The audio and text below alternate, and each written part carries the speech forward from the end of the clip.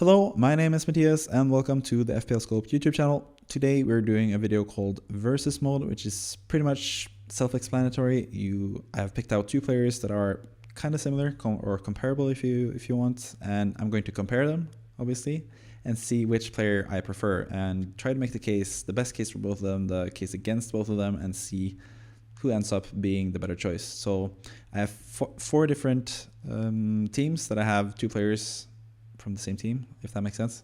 So I have Arsenal, I have Brentford, I have Brighton, and I have City, two players from each of those teams, and I'm going to compare them up against each other and come out with a solution for who you should pick out of the two for each one of them. But we're starting with Arsenal, and this is sort of a hotly debated topic on FPL Twitter or FPL X, whatever you want to call it, and that is Gabriel Martinelli against Gabriel Jesus. So both these guys are 8.0. They both play for Arsenal, obviously, but Martinelli is a midfielder and Jesus is a forward, and that does count for something. Obviously, it counts for the points difference. Martinelli gets 1 more points for every time he scores. He gets 1 more bonus point. He doesn't get bonus point. He gets 1 more clean sheet point if they keep a clean sheet.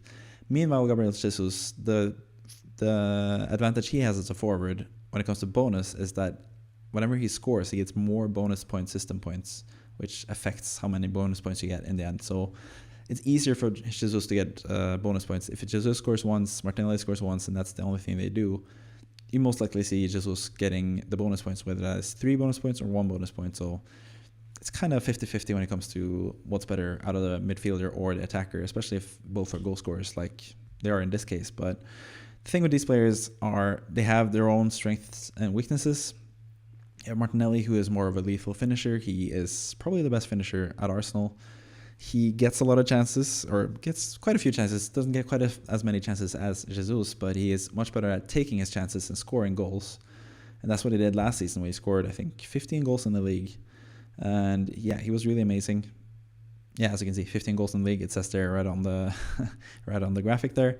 But he scored 15 goals from only 9.33 expected goals, which is really low expected goals, to be honest. And that's not the best in FPL. Like, you want to see the expected goal number be higher, but still he scored 15 goals from that, which is amazing. And you compare that to Gabriel Jesus, who scored only 11 goals from 14.16 expected goals, which is not the best. So he's pretty wasteful, as you can see there on the minus. That's the thing with Jesus. I had him for so much last season.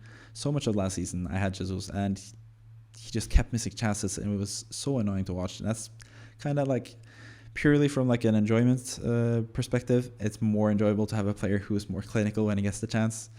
You know that when he gets the chance, it's going to be something fun is going to happen. And which is it was whenever he got a chance, it was just like, oh, is he going to miss again? Oh, he missed again. So that's sort of like the downfall with Jesus. The one thing that is dividing FPL Twitter at the moment is the playing time, though, because Jesus is pretty much secured as a striker. That's his strength. He's going to be starting pretty much every game for Arsenal. Don't think Nketiah or Balogun are going to get that many minutes as the striker. Martinelli, coincidentally, might get more minutes as a striker compared to those other guys. But Jesus is the clear number 1. Meanwhile, Martinelli is fending off the likes of Emile Smith-Rowe, which he did successfully last season, and also Leandro Trossard, who came in January last season and has been really good in preseason as well. So some people are claiming that Martinelli is not nailed in this team, and I kind of agree. I think Jesus is more nailed, but at the same time, I think Martinelli is the clear starter for Arsenal, and it seems like Trossard is going to play more the same role as Havertz in midfield as well. So I think Martinelli is pretty secure starter at left wing. He is not as secure as Jesus, but I still think he's an amazing player, and I'm kind of leaning more towards him being a sure starter as well. So you can see the projected starts here, 29 for Martinelli and 32 from Jesus. These are not numbers taken out from thin air. These are numbers that I have calculated myself in the FPL guide that you can check out in the description. I basically have a projected starting lineup for all 20 teams in the Premier League, and for Arsenal, I have Jesus with 32 starts and Martinelli with 29 starts. And that is pretty much a number that I figured out from looking at last season, how many starts they had last season, and especially compared to what competition they had for places, because Martinelli was still nailed even after Trossard came last season. So he's still a nailed player in my eyes. So I think if I'm going to choose one of these guys, I'm ending up with Gabriel Martinelli just on the basis of like head-to-head. I feel like Martinelli is better value, but the one thing that makes me go for Jesus rather than Martinelli, because I have Jesus in my personal squad currently and not Martinelli, the reason for that is that Jesus is my second striker. If I want to go with Martinelli rather than Jesus, I gotta downgrade Jesus to like a 4.5 attacker who doesn't play, and I have to play, and then I get Martinelli in midfield rather than Ahamada, who I currently have in midfield. But that would leave me with only Haaland and then two 4.5 attackers. And if Haaland doesn't play, and the 4.5 attackers most likely don't play as well, you don't get a sub for Haaland because you got to play one striker each and every week. So you got to have at least one other striker that you can depend on. And when I have Haaland, I already have a stacked midfield. I don't have to worry about that in midfield. But with the striker, I need to have a starting striker next to Haaland in case he doesn't play, because that happens sometimes. Maybe he doesn't play in game week 2 or game week 3 because they have the Super Cup, I think, in between those game weeks.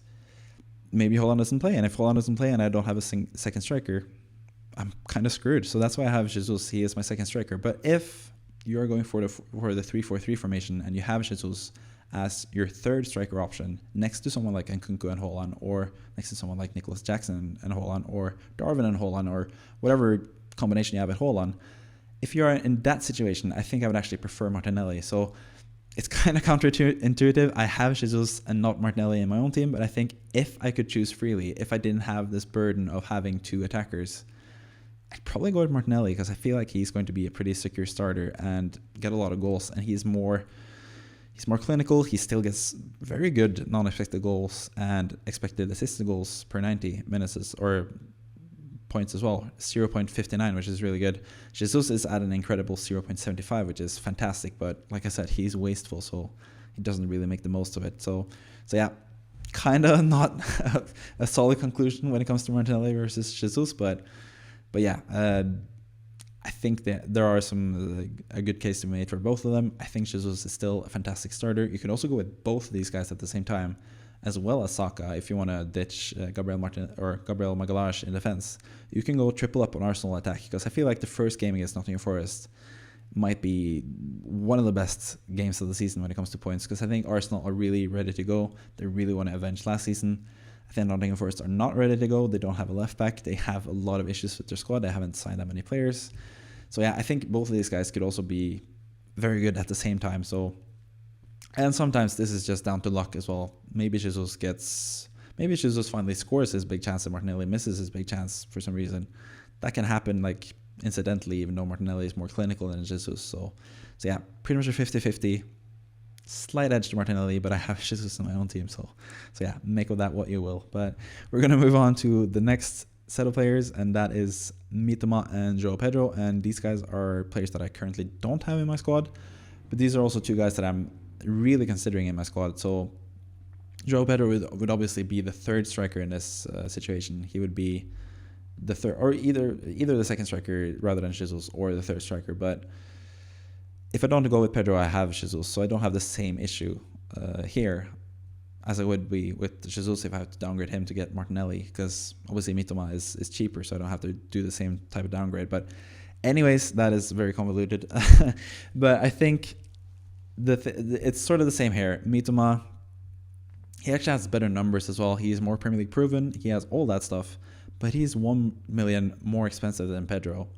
And Pedro is also in that forward spot, so you can have another spot in midfield for a better midfielder than Mitoma, because I don't have Mitoma in my current team personally, because I think there are so many good midfielders to choose from. So yeah, that's why I'm leaning more towards Pedro personally. He's also potentially on penalties. He doesn't have the best numbers, but he played for Watford last season, not Brighton. That's also something you should keep in mind when you look at the numbers, because I think Pedro might go straight into that McAllister role as the number 10 and getting the penalty duty as well for Brighton. And if he gets penalties, I think McAllister scored like 5 or 6 penalties last season.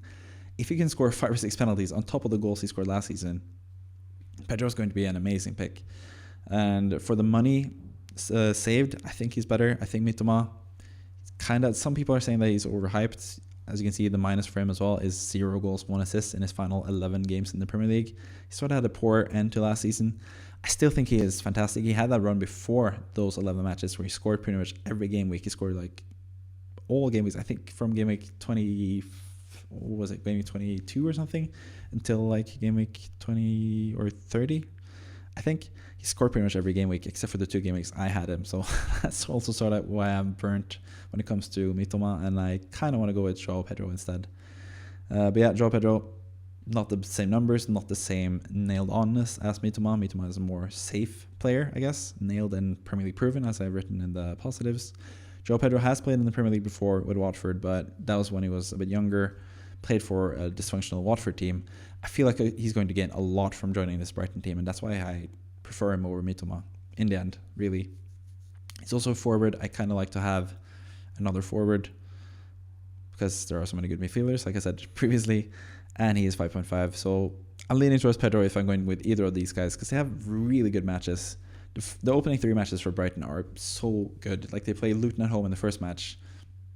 Couldn't ask for a better fixture. You have Wolves away in the second match. Wolves, I don't really know what to make of Wolves, but maybe they'll do good defensively. But as you saw at the end of last season, Brighton just completely destroyed Wolverhampton with like their B team as well. So I think Brighton can completely destroy Wolves, and they always completely destroy West Ham, who they have in Game Week 3. So I kind of need to put in one of these guys in my team, potentially even both. But yeah, there are so many good options in this in FPL this season.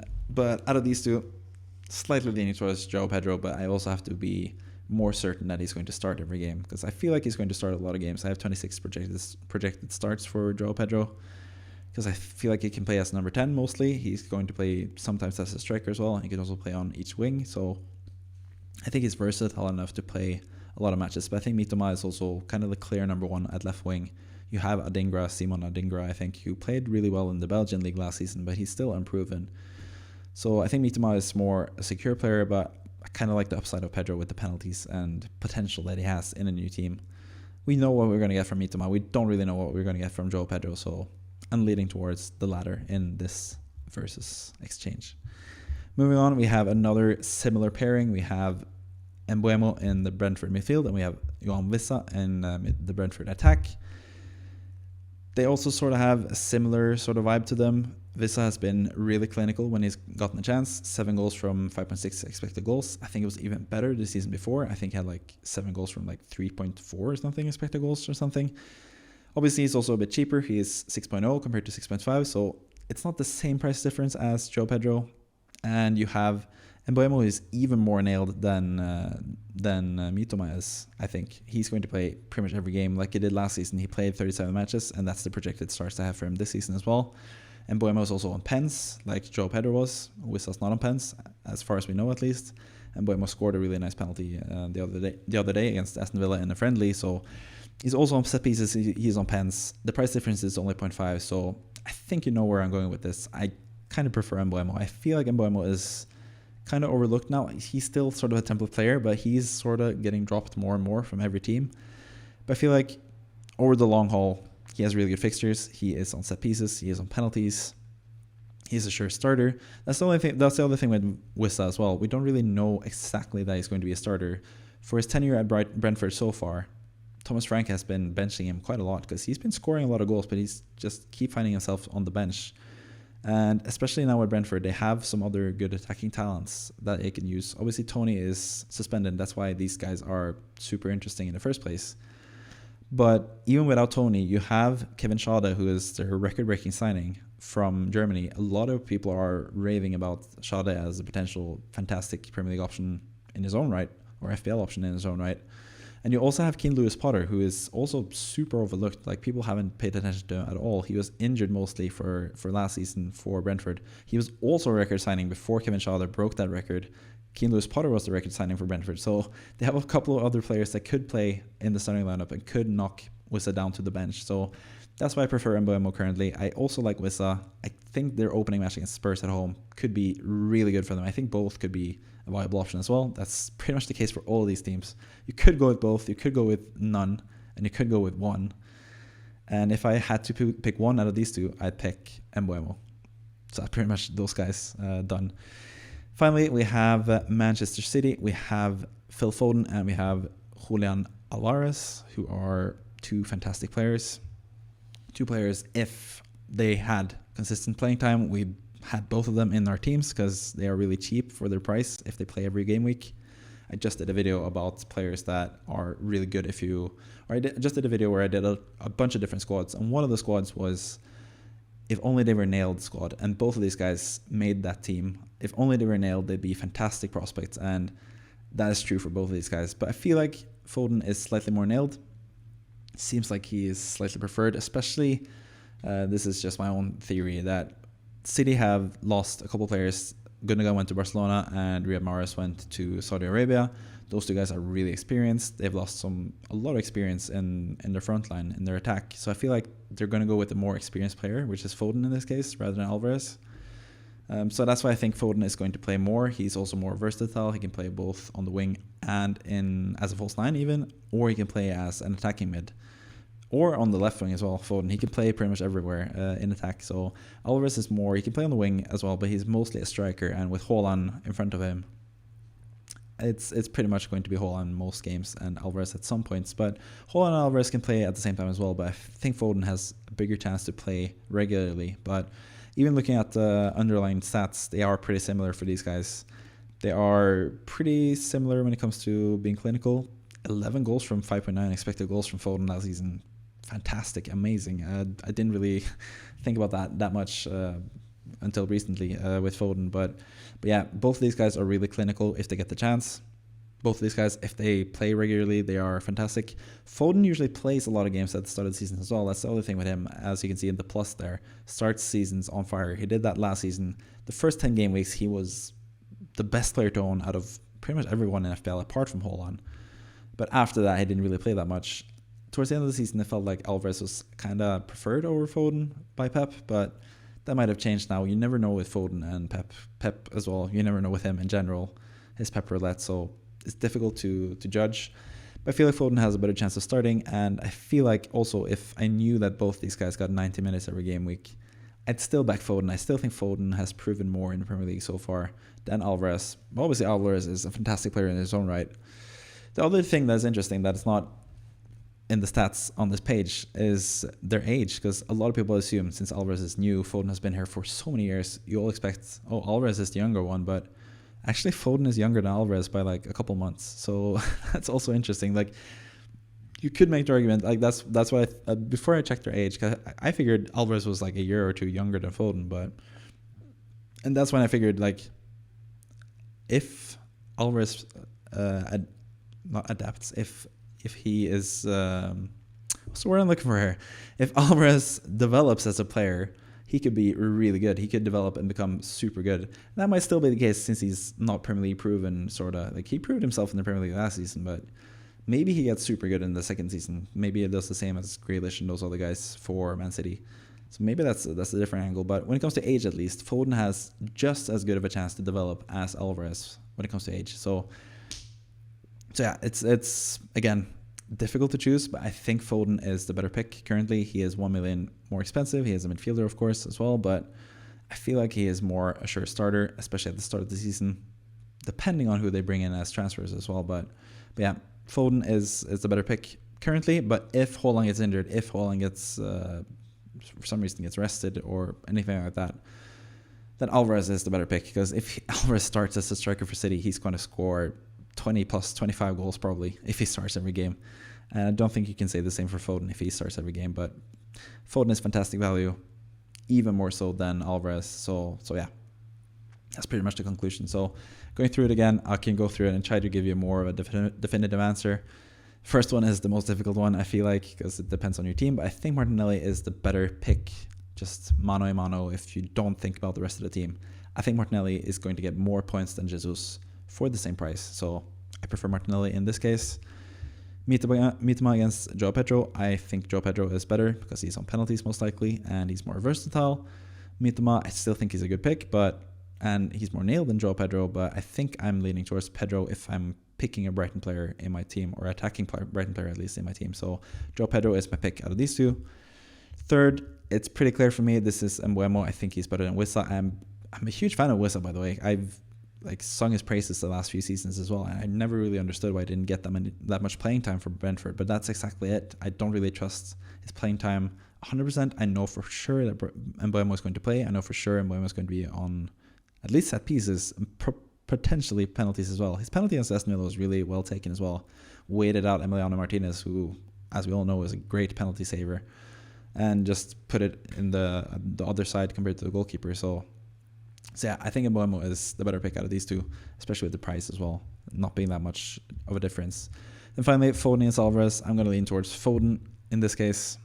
I think he's a more sure starter, and I think he is more Premier League proven as well. So yeah, that's pretty much the end of this video. FPL versus, this is the first time I've done this. I'm going to do another FPL versus with defenders. I'm going to do Wan-Bissaka against Shaw, and also talk a little bit about Onana. I'm going to do Destiny Udogie against Pedro Porro, and I'm also going to do the final one, which is a different defender versus, and I forgot what it is, but I think it's a good one. So yeah, you can look forward to that. If you have other suggestions for other versus type of things, it doesn't even have to be the same team. It could be two different players. It could be all the 6.5 million midfielders. I might actually compare those guys. I might make that as a separate video as well, because there are so many good 6.5 midfielders, and I'm not 100% sure how I would rank them. Like Mbeumo and Mitoma currently, I can rank them just currently as it stands. I currently have Mbeumo in my team and not Mitoma. And I think, comparing those two guys, I think Mbeumo showed more without Tony towards the end of last season. He has better form recently than Mitoma, and I also think Brentford over the long haul have better fixtures as well, so that's why I prefer Mbeumo over Mitoma. But yeah, I can compare all the 6.5 midfielders if you want to as well, Diaby and Eze as well. I think those guys have a huge case to be made for them as well. You also have Harvey Barnes, for example, and even Bernardo Silva at City, who are 6.5 as well. So a lot of fun 6.5 midfielders. I could potentially compare them. If you'd like that, hit the like button if you want to see that. If you can also comment in the comment section any other versus modes type of things I should do. I'm going to do defenders. Maybe I should do some goalkeepers. There are 4.5 goalkeepers that are interesting to do as well. I could do more than just 2 as well. So yeah, there's a lot of possibilities with this type of video, and yeah, I'm going to explore that much further in the future, especially with Kevin as well on board. It would be really fun to argue with him rather than arguing with myself. that is something that's difficult as well, because I have sort of like a split opinion about some of these players. But anyways, now I'm rambling. That means the video is about to end, and I hope to see you next time. Please subscribe as well. I haven't mentioned that in a while, so please subscribe if you like this type of rambling, weird, stupid content that I make. But anyways, that's enough for me. See ya, and goodbye.